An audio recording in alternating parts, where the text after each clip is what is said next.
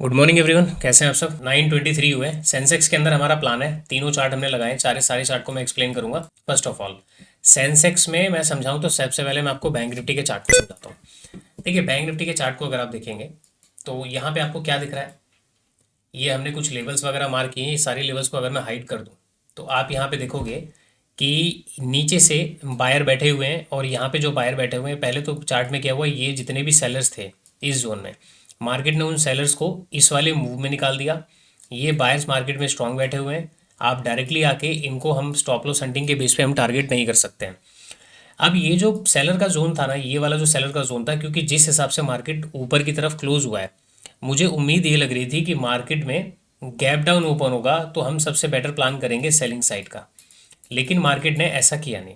Market ने यहाँ पे क्या किया, मार्केट ने यहाँ पे कुछ इस तरीके से किया कि देखो, ये जो बड़े प्लेयर यहाँ पे बैठे हुए हैं, अब यहाँ पे ना हमें ऊपर 500 का नंबर दिख रहा है। तो मे बी अगर थोड़ी बहुत सेलिंग हो भी जाती है तो ऐसी कंडीशन में मार्केट रिवर्सल बहुत आसानी से कर सकता है, क्योंकि हम 500 के नंबर को टारगेट कर सकते हैं। कंडीशन क्या है कि प्राइस बहुत ज़्यादा गिरावट ना करे। आप यहाँ पे बाइंग करना चाहो, क्योंकि प्राइस देखो गैप अप ओपन हुआ, और गैप अप ओपन होने के बाद प्राइस यहाँ पे सस्टेन कर चुका है।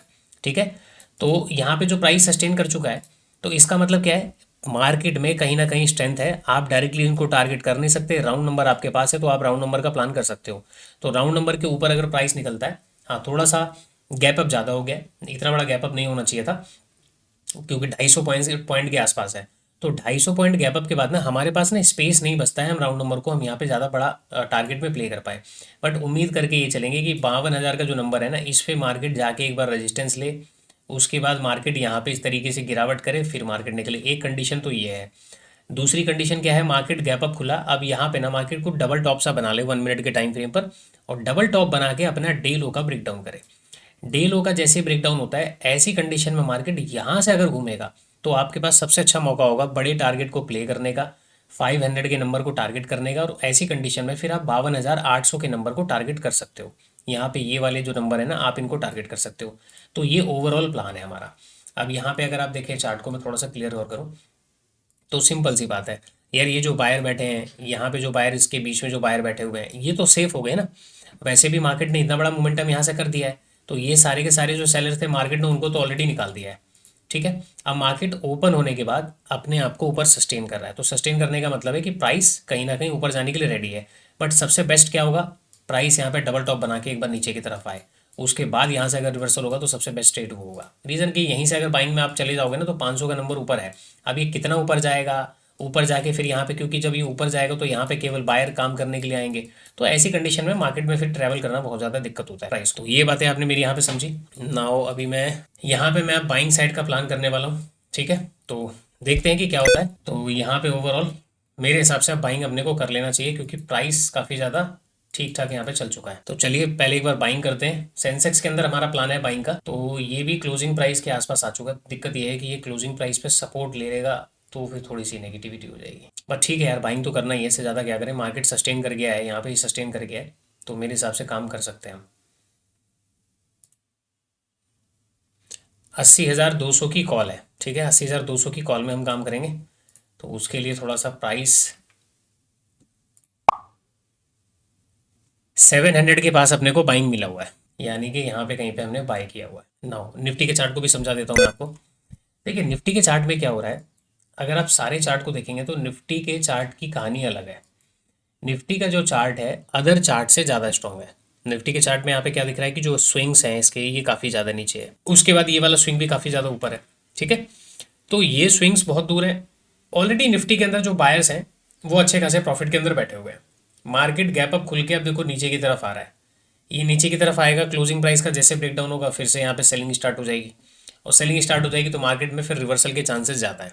तो इसीलिए निफ्टी गिर तो रहा है, लेकिन बैंक निफ्टी अपने आप को कहीं ना कहीं सस्टेन करके रख रहा है। तो ये सारी बातें ना आपको चार्ट के अंदर ऑब्जर्व करनी पड़ेगी कि मार्केट में कहाँ पे क्या हो रहा है क्या नहीं हो रहा है। वो सारी बात, काफ़ी अच्छा मोमेंटम कल निफ्टी ने किया हुआ है, और ऐसे बेहतरीन मोमेंटम के बाद हम डायरेक्टली तो देखो प्लान नहीं कर सकते इनको टारगेट करने का।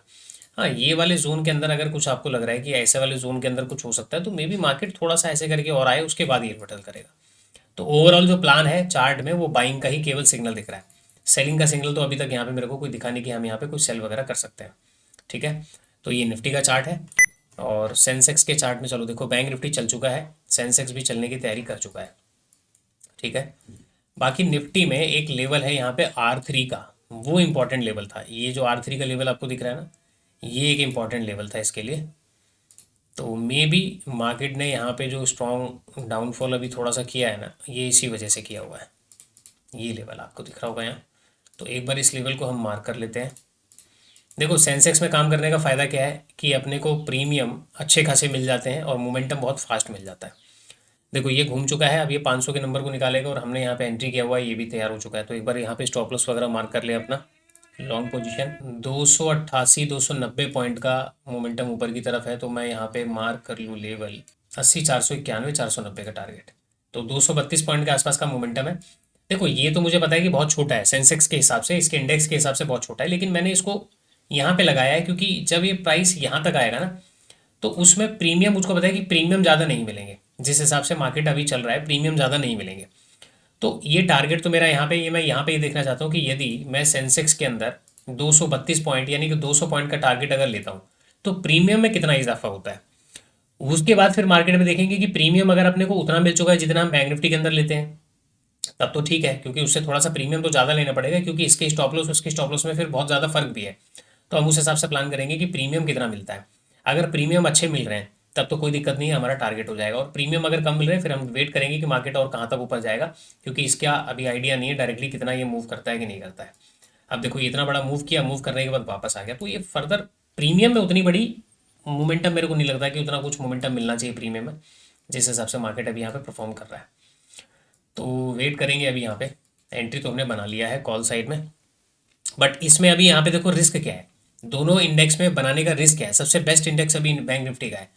निफ्टी ऑलरेडी अपने क्लोजिंग प्राइस के आसपास आया हुआ है, ठीक है, ये क्लोजिंग प्राइस के आसपास आ गया।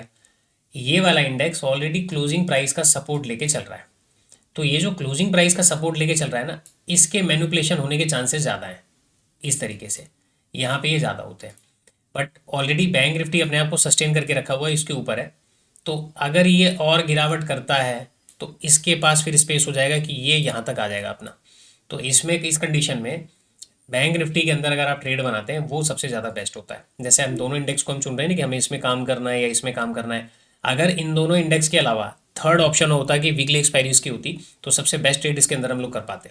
ठीक है, सबसे बेस्ट तरीका होता है, क्योंकि इसके अंदर स्टॉप लॉस भी बहुत अच्छे आपको मेंटेन होते। और फिर इसके अंदर क्या है कि मार्केट ने एक गैप भी अच्छा बना रखा है, क्लोजिंग प्राइस से काफ़ी ज़्यादा डिस्टेंस है, प्रीवियस डे हाई के पास से डिस्टेंस है। तो यहाँ पे सबसे बेटर होता है और ये राउंड नंबर के आसपास है। लेकिन इत्तेफाक वाली बात यह है कि इसकी जो है मंथली एक्सपायरी है और इन दोनों की वीकली एक्सपायरी है, और दोनों के दोनों क्लोजिंग प्राइस से सपोर्ट ले रहे हैं। तो आई होप, देखो मैं बीच में आपको बोल रहा हूँ क्योंकि मैं पहले वीडियो को फास्ट फॉरवर्ड कर दिया करता था एंट्री बनाने के बाद, कि चलो भाई एंट्री ले ली, आपको मैंने लॉजिक समझा दिया और मैं यहाँ पे चला रहा हूँ। बट उससे मुझे लग रहा है कि शायद ये जो बातें मैं आपको बताता हूँ बीच बीच में, ये ज़्यादा आपके काम की है। तो क्लोजिंग प्राइस कैसे वर्क कर रहा है, कैसे प्रीवियस डे का हाई वर्क कर रहा है, प्राइस ओपन होने के बाद एक इंडेक्स सस्टेन कर रहा है, दूसरा वाला इंडेक्स वहाँ पे गिरावट कर रहा है, कहाँ से गिर रहा है, किस तरीके से गिर रहा है, वो आपको पता होना चाहिए। तो ये जो कैंडल है, जैसे ये वाली कैंडल को आप समझिए, ये जो कैंडल आपको यहाँ पे दिख रही है, ये जो कैंडल दिख रही है, इन दोनों कैंडल का मतलब क्या है। कल यही कैंडल सेम तरीके से आपको दिखी होगी। आप इस कैंडल के अंदर देखिए, यहाँ पे जो कैंडल आपको दिख रही है, ये कैंडल आपको दिखी है।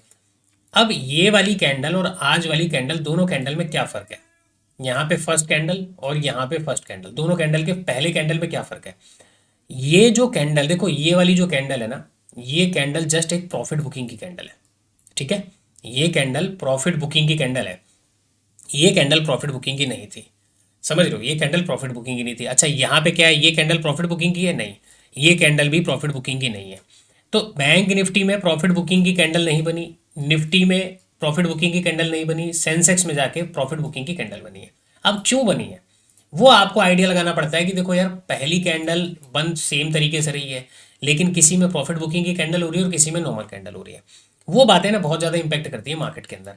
तो कैंडल्स को ऑब्जर्व करें। पहला, क्लोजिंग प्राइस, ओपनिंग प्राइस किस तरीके से मार्केट में वर्क कर रहा है, प्राइस ओपन होने के बाद ऊपर अगर सस्टेन कर रहा है उसका क्या मतलब है, राउंड नंबर आसपास है तो उसका क्या मतलब है, वो सारी बातें आपको पता होनी चाहिए। ठीक है, तो फिलहाल देखो ये चलता हुआ दिख तो रहा है, बाकी कितना चलेगा नहीं चलेगा वो हम देख लेते हैं। तो आप तब तक वीडियो एंजॉय कीजिए। मैंने आपको सारी चीज़ें बता दी कि इनको हम टारगेट नहीं कर सकते थे, इस वजह से हमारा प्लान कॉल साइड का है। और वैसे भी सेंसेक्स के चार्ट में भी काफ़ी अच्छी बाइंग वगैरह यहाँ पे हुई है। 80,000 का नीचे आपको नंबर दिख रहा होगा, यहाँ पे 80,000 का नंबर है, उसके ऊपर जाके मार्केट ने क्लोज किया और गैप अप खुल के हुआ है। तो मार्केट में अगर देखो 80,000 को ब्रेक डाउन करना है तो मार्केट को गैप अप खुल के यहाँ पे ना इस तरीके से गिरना नहीं चाहिए था। मार्केट को क्या करना चाहिए था, यहीं कहीं खुलता और ऐसे करके ऐसे बाइंग में सबको बिठाता, उसके बाद मार्केट गिर जाता, तो मैं समझ पाता कि 80,000 को टारगेट करने के लिए मार्केट प्रिपेयर है। बट ऐसा जनरली हुआ नहीं है। तो यहाँ पे अब देखते हैं, देखो प्राइस थोड़ा धीरे धीरे करके चलेगा, ये बात ध्यान रखना। यहाँ पे जो प्राइस चलेगा ना वो स्लो चलेगा, वो स्लो तरीके से जाएगा, परेशान करता हुआ जाएगा, बट अल्टीमेटली वो टारगेट दे के जाएगा। ठीक है ना, आज का जो मार्केट है वो इसी तरीके से है कि वो स्लो स्लो चलेंगे। ये जो खासकर बैंक निफ्टी का चार्ट है ये स्लो चलेगा, और निफ्टी का चार्ट और ये चार्ट ये अपने ठीक ठाक जैसे चलते हैं वैसे चलेंगे, ये स्लो चलेगा आज।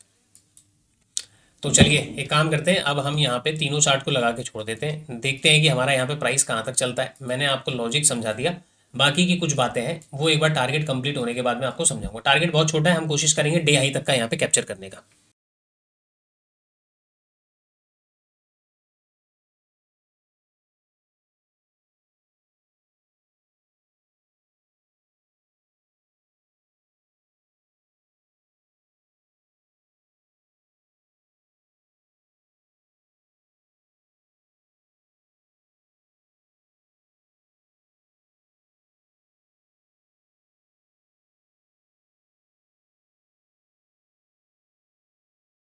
सो वेलकम फ्रेंड्स, 10:28 हो गए। 361 पॉइंट का टारगेट हमको यहाँ पे सेंसेक्स में मिल चुका है। फिलहाल अब सेंसेक्स के अंदर अगर मूव की बात की जाए तो सेंसेक्स के चार्ट में 15 मिनट के टाइम फ्रेम पर एक बार देखते हैं कि कोई लेवल तो 15 मिनट के टाइम फ्रेम पर है नहीं। ठीक है, और यहाँ पे टारगेट अब आगे का क्या रहने चाहिए, क्योंकि फ्लो में चल रहा है मार्केट। तो यहाँ से अगर मैं ये वाला यहाँ से लेके यहाँ तक, ये 50% का एरिया इसका है। तो ऑलरेडी सेंसेक्स में 413 पॉइंट का मोमेंटम कैप्चर हो चुका है। और टारगेट की बात करें प्रीमियम में, तो प्रीमियम में 206 रुपये अपने को मिल चुके हैं। मेरे हिसाब से यहाँ पे एग्जिट कर लेना चाहिए, ज़्यादा वेट ना करते हो, क्योंकि आप प्रॉपर ना बायर मार्केट में काम करने के लिए आ जाएंगे। ये भी ब्रेकआउट हो चुका है, ये भी ब्रेकआउट हो चुका है, तो पहले तो एग्जिट करते हैं प्लान को। 898 197 पॉइंट का प्रीमियम अपने को कैप्चर हो चुका है। ठीक है जी, आज की वीडियो के लिए इतना ही। बाकी मिलते हैं अगली वीडियो के अंदर, और फिर कोई दूसरा ट्रेड मिलता है तो मैं आपको अपडेट करता हूँ।